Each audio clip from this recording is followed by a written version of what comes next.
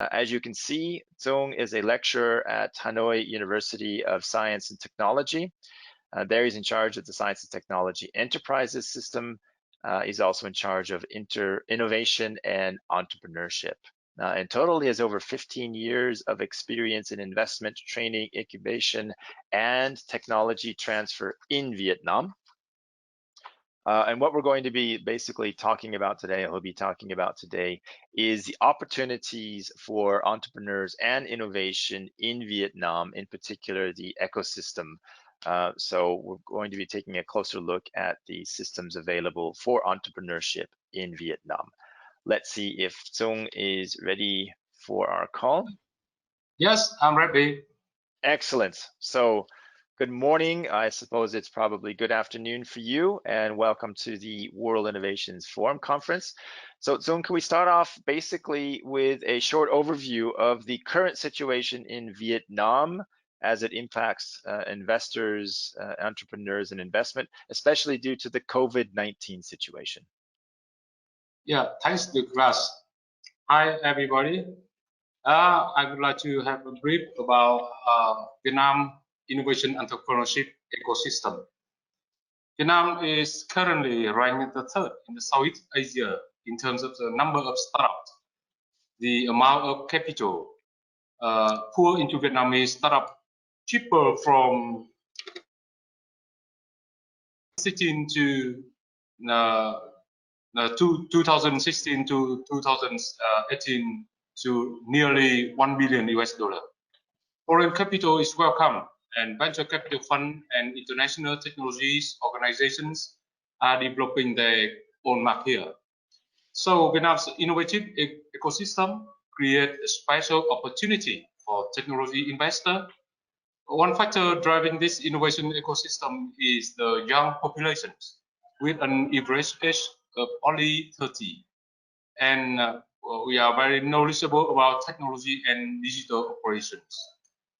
Besides, other favorable factors such as high internet using and smartphone using and the government's encouragement for startup. So our global innovations index has also continuously increased, leading the group of low middle income countries. So our organizations and business have paid attention to investment for science and technologies, innovation.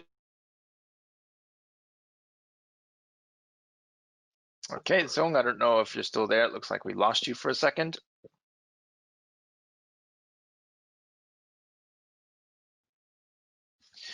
I will ask our team in the background if he's still on the line.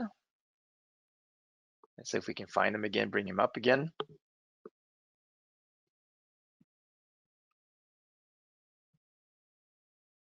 Okay, not hearing.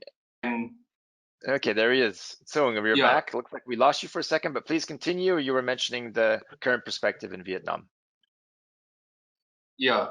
So during this time about the impact of COVID-19, we can have the increasing pressure on competitions and the economic shock caused by COVID-19, and that led enterprise to waver. Enterprise in group of industry directly affected, such as tourism, aviation, restaurant, hotel, and education. So although the epidemic situations in our countries had begun to show positive sign, the disease still happening in very complicated and long-lasting manner. However, now we can see the positive signal. Okay. Yeah. So for perhaps people in the audience who are considering investing in Vietnam, do you have any particular success stories? You mentioned some industries, tech industries, also a young workforce that you could offer to them as advice. What would you say to someone coming to Vietnam right now looking to create a startup? Yeah, of course, now is the time to foreign startup and investor also come Vietnam.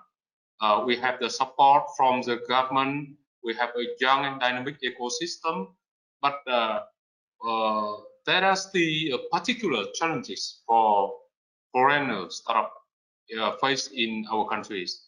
A small one about the weight in access to financial resources. In fact, the number of VC in Vietnam are still limited, and we have some problem in the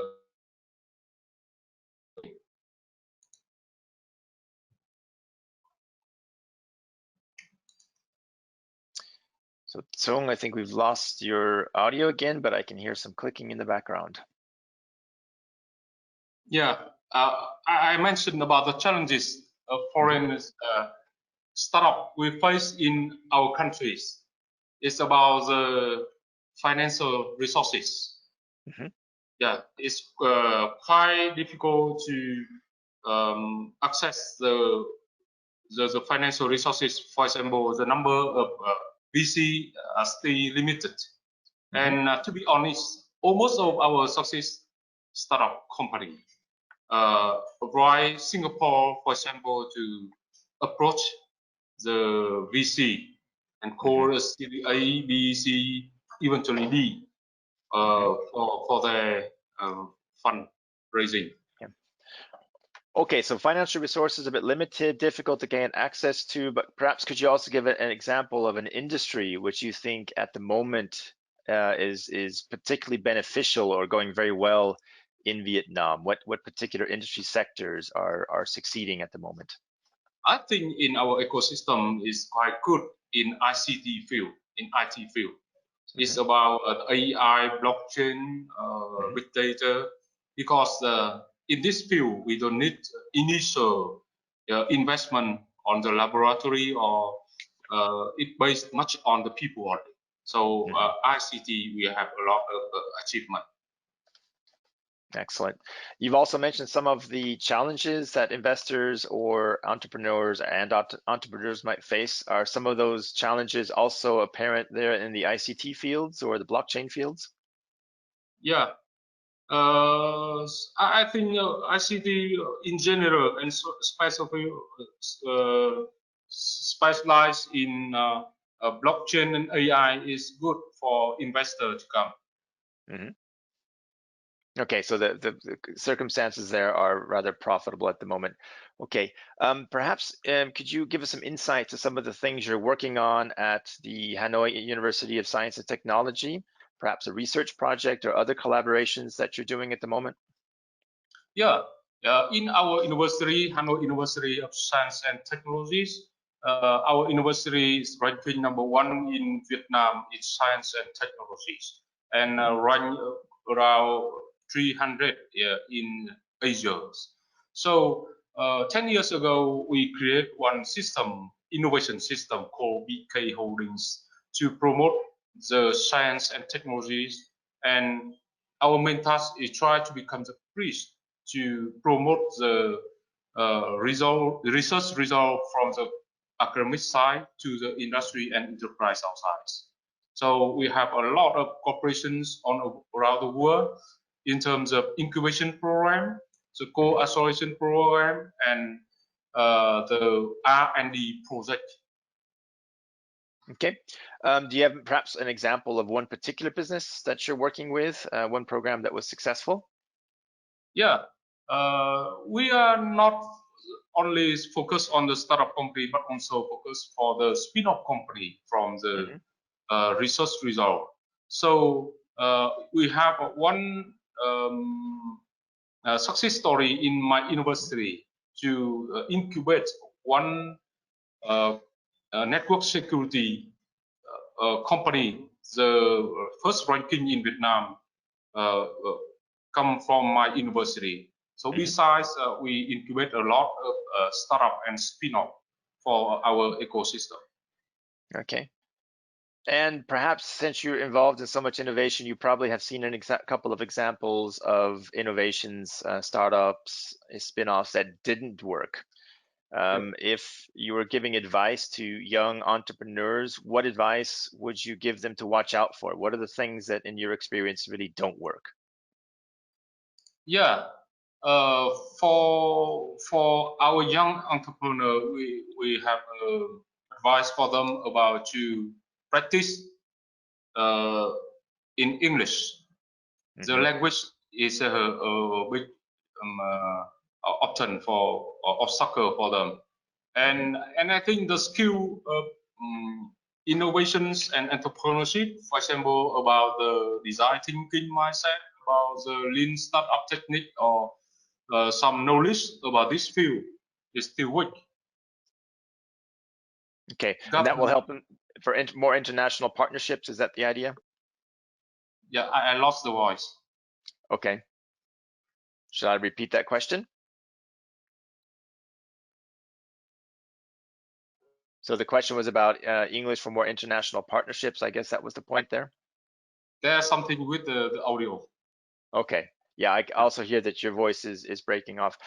We can probably cut this a little bit short. I believe our next speaker is just about ready to go. So is there anything you would like to say to our audience, which is right now around 100 people from around the world, about Vietnam innovations and anything else that you wanted to add? Yeah, I would like to say that Vietnam is a good destination for not only startup but also the investor all around the world. Please come Vietnam. Excellent. Okay, thank you very much.